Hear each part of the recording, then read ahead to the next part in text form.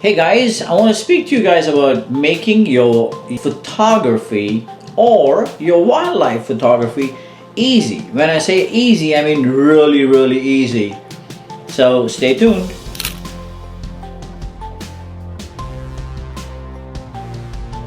Hey guys, this is Echaz. I'm a fashion and wildlife photographer, and today I want to speak to you guys about making photography easy. So I do have to say something.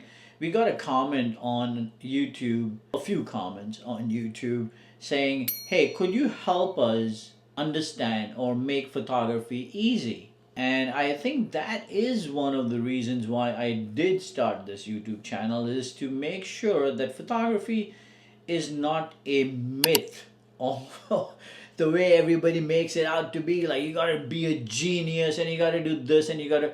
I personally don't think so. Yeah, there are a lot of moving parts. Of course, there are a lot of moving parts. I'm not saying anything that the other YouTube channels have been speaking about that it's wrong. It's definitely wrong. I think you guys should go there to those channels and look at things and see what they do and what they teach and whatnot. All I'm saying is this channel was created to make sure that we understand photography in a very easy way. So there was a Ashley from North Dakota who also sent us a comment, and she's like, "I understand everything that you're saying, but you are not making it simple." Now that to me makes bothers me a lot, because the goal here is to make photography simple, make photography easy that everybody can do. So that said, in this video, what I'm going to do is I'm going to split it a little bit. So photography is technical and photography is visual. When I say technical, I think what I mean is the f-stops and the shutter speed and the ISO and what the camera can do and so on and so forth. So I think we're not going to go there this time, right? Because I believe that Ashley is someone who picks up the phone and goes click click click, right? Anyway, if you are not, I apologize, but if you are, then good for you. Good for us. In this video, I'm not going to speak about the f-stops and the shutter speed and all of that. What I am going to speak about is how to make your photograph beautiful, right? No matter what you're photographing a stone, whether you're photographing a animal, whether you are photographing landscape, beauty, fashion, anything. And there is a key to that. There is a very big thing that nobody wants to put the time into, and that is called making sure that you don't show the audience or your clients what you don't want them to see. We're always talking about our composition should be this way and our this should be that way and the one-third lines and so on and so on and so on. Why don't we start thinking differently? Why don't we start thinking, hey, you know what? I don't like the nose of this girl, so I'm going to shoot it in a way where the nose does not look so big, or whatever the case may be.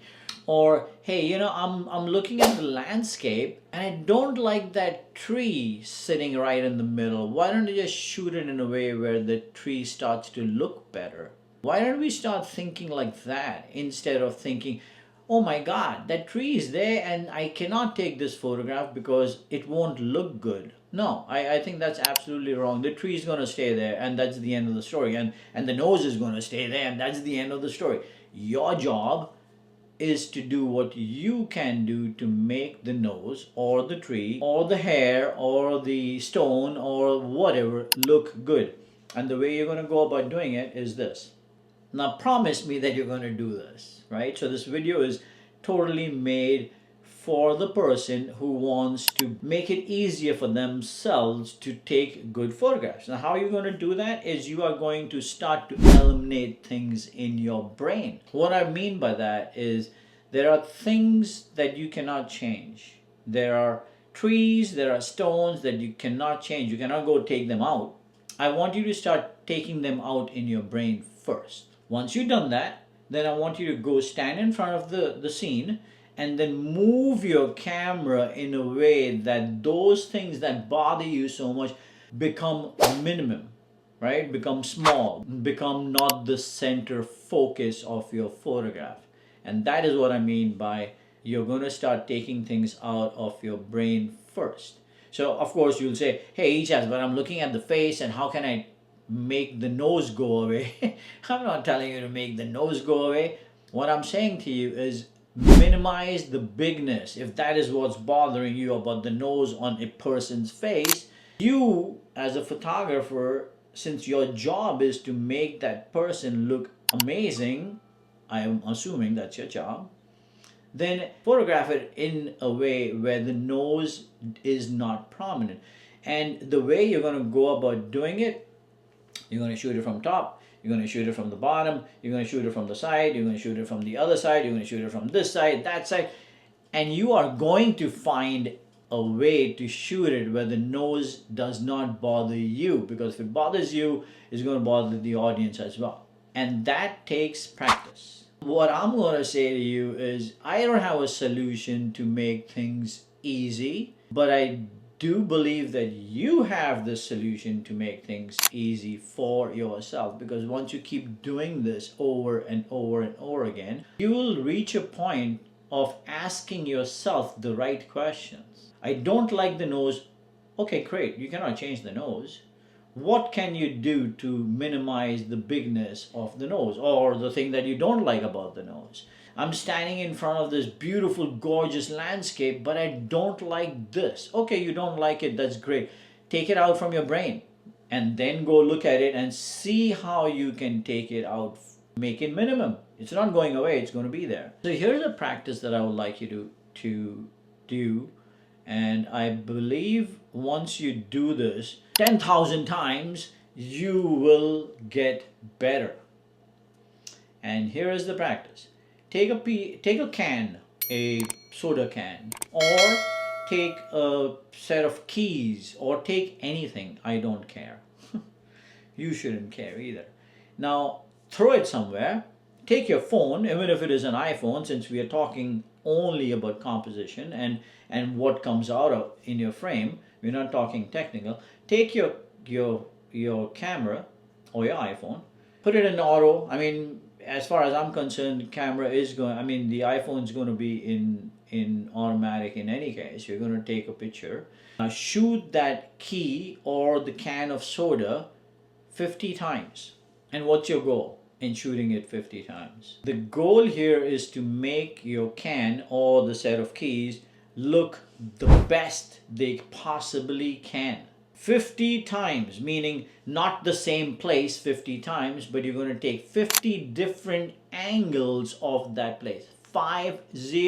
50 different angles of the can or the key, different ways to shoot it, up, down, top, bottom, do what you want, but the subject stays still. 50 times. Your job for these 50 photographs is to go make sure that it's looking the best that it possibly can. Mind you, it's not done here. After this is done, and after you have taken 50 photographs in different angles and different ways to shoot it, then that's where the job gets difficult. Now, your job is to make sure that you make that can or keys look horrible, but do it 50 times. 50 times from 50 different angles. So the exercise here you have is, first, you will take and make it look the best that you possibly can. Second, you're going to do is you're going to make it look horrible. Once you're done with that, I promise you, you will get better. That's a promise from me to you. But here's one more thing I need you to do. Then I want you to go take only 2 photographs. And your job is to make it look the best that it possibly can. But it cannot be the same as the first 50 photographs that you took, where you were taking the photographs, making it look beautiful, right? So to recap on the exercise, first 50 times, different angles, make it look beautiful. Second 50 times, make it look horrible. That's your job. The third time, you're going to take only 2 photographs. And those 2 photographs, your job is to make it look beautiful. And I tell you, my friend, you will be amazing. The last two photographs are going to be awesome. And it's for everybody who's watching this. Promise you, you do this, you will get amazing at what you want out of your photographs. And at the same time, it's going to be easy. And the reason why I say it's going to be easy is because you are now working with your brain and eliminating things that you don't like. And of course, your hands and your body is just an extension. So once you take it off from here, you know how to take it off from there, then you'll take it off from your camera, whether it's an iPhone or whether it's a $15,000 camera. Anyway, guys, this is it for today. And Ashley, thank you for asking us this question so we could create this video. I really appreciate it. And send us more questions. If you have any more questions, any technical questions, I'll be more than happy to answer them. Thank you so much. Bye-bye.